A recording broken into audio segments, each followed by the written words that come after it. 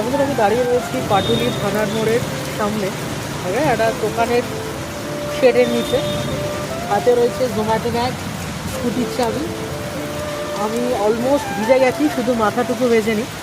ওকে, তো চলো তোমাকে একটু দেখাই আমার স্কুটিটা কোথায় আর আমি কীভাবে দাঁড়িয়ে রয়েছি। এই হচ্ছে আমার জোম্যাটো ব্যাগ, হাতে স্কুটির চাবি।